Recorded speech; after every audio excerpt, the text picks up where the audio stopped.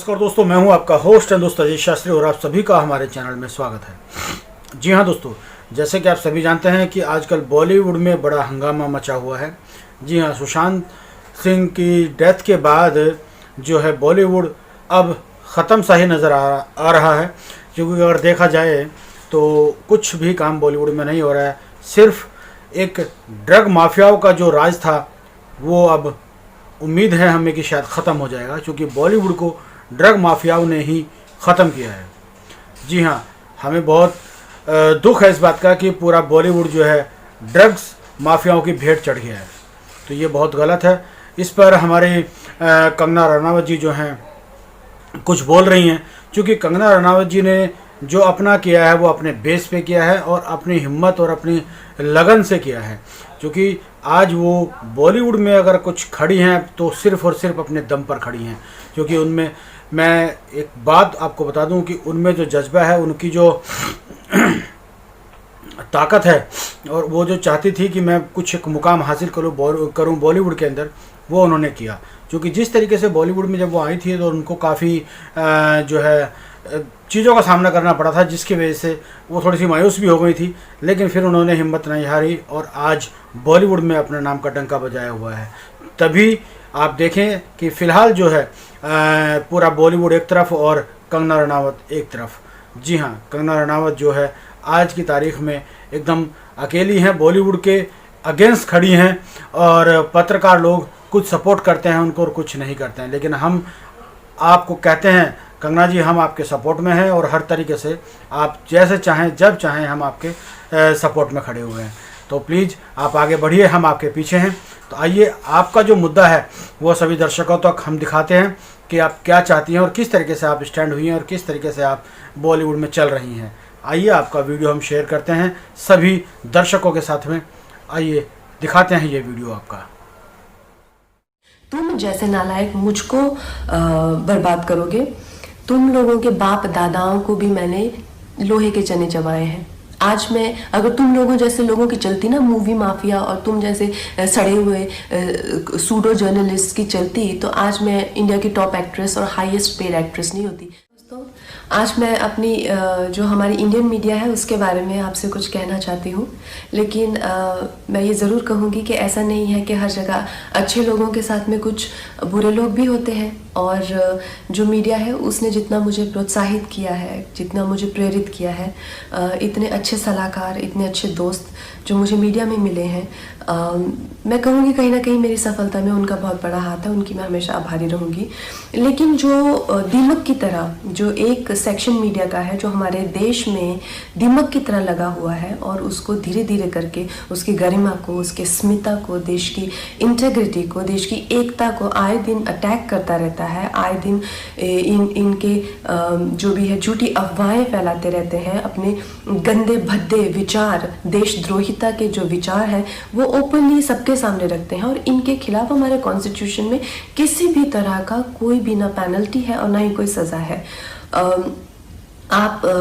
तो इस चीज़ से मुझे बहुत ही ज़्यादा ठेस लगी और मैंने अपने आप में ही ये डिसाइड कर लिया कि ये जो दो गली मीडिया है, ये जो बिकाऊ मीडिया है, जो खुद को लिबरल कहती है, सेक्युलर कहती है, और कुछ नहीं है, 10वीं फेल भी नहीं है ये लोग सूडो लिबरल हैं और ये लोग बिल्कुल भी सेक्युलर नहीं है। अगर ये सेक्युलर होते तो हमेशा धार्मिक चीज़ों को लेके देश की एकता पर हमेशा प्रहार नहीं करते। ऐसे ही एक चिंदी से जर्नलिस्ट को मैं 1-2 दिन पहले एक प्रेस कॉन्फ्रेंस में मिली। तो उसी की तरह बहुत सारे लोग हैं जो जितने भी हमारे जो सीरियस इश्यूज़ हैं, हमारे जो सीरियस कॉजेज़ हैं। वर्ल्ड एनवायरनमेंट में डे के दिन मैंने प्लास्टिक बैन को लेके एक कैंपेन किया था, जिसमें मैंने प्लास्टिक के ख़िलाफ़ ईशा योगा सेंटर के साथ में काफ़ी कुछ एक्टिविटीज़ की थी।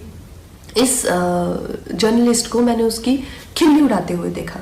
फिर मैंने काउ स्लॉटर के अगेंस्ट, एनिमल क्रूलिटी के अगेंस्ट एक कैंपेन किया, उसका भी ये मजाक उड़ा रहा था। एक शहीद पे मैंने फिल्म बनाई, उसके नाम की खिल्ली उड़ा रहा है। और प्लीज़ आप ये गौरतलब ये है कि इनके पास किसी भी तरह का कोई तर्क वितर्क, समीक्षा या विचार, जो कि एक पत्रकार का हक है, उस तरीके से नहीं, गाली गलौज करके, गंदी बातें लिख के, प्रोफेशनल ट्रोल्स जो हैं, खुद को मुफ्त का खाना खाने पहुंच जाते हैं ये हर जगह प्रेस कॉन्फ्रेंस पे। मैं जानना चाहती हूँ कि कोई तो क्राइटेरिया होना चाहिए कि अगर आप खुद को जर्नलिस्ट कह रहे हैं, क्या आपने किया हुआ है? मुझे एक अपना लिखा हुआ कोई ना कोई एक पीस या एक ब्लॉग, जैसे मैं खुद को अगर कलाकार कहती हूँ तो कुछ तो होना चाहिए टू माई क्रेडिट। आप खुद को क्यों पत्रकार कह रहे हैं? किस लिए आप पत्रकार बने हुए हैं? इन 3-4 लोगों ने मिलकर, क्योंकि मैंने उस इंसान के प्रश्नों का उत्तर देने से मना कर दिया, मैंने कहा कि इंटरनेशनल को मैं क्यों एंटरटेन करूं, मेरे पास किसी भी तरह के देशद्रोही के लिए 0% टॉलरेंस है। तो 3-4 लोगों ने मिलकर मेरे खिलाफ एक कोई गिल्ड बनाई है, शायद कल ही बनी है, ना ही उसकी कोई मान्यता ही है और ना ही उसकी कोई धारणा ही है। तो उस गिल्ड के चलते हुए इन लोगों ने मुझे धमकी देना शुरू किया है कि मुझे बैन कर देंगे या मेरी कोई चीज़ का मुझे कवर नहीं करेंगे या मेरा करियर बर्बाद कर देंगे। अरे नालायकों, देशद्रोहियों, बिकाऊ लोगों, तुम लोगों को खरीदने के लाखों भी नहीं चाहिए। तुम लोग तो इतने सस्ते हो, 50-60 रुपए में बिछ जाते हो। जो अपनी देश के साथ गद्दारी करे, अपनी ही थाली में जिसमें खाते हैं उसी में छेद करते हैं, तुम जैसे नालायक मुझको बर्बाद करोगे। तुम लोगों के बाप दादाओं को भी मैंने लोहे के चने चबाए हैं। आज मैं अगर तुम लोगों जैसे लोगों की चलती ना मूवी माफिया, और तुम जैसे सड़े हुए सूडो जर्नलिस्ट की चलती, तो आज मैं इंडिया की टॉप एक्ट्रेस और हाईएस्ट पेड एक्ट्रेस नहीं होती। मैं तुम्हारे सामने हाथ जोड़ती और कह रही हूँ कि प्लीज़ मुझे बैन करो, क्योंकि मैं नहीं चाहती कि मेरी वजह से तुम लोगों के घर में चूल्हा जले।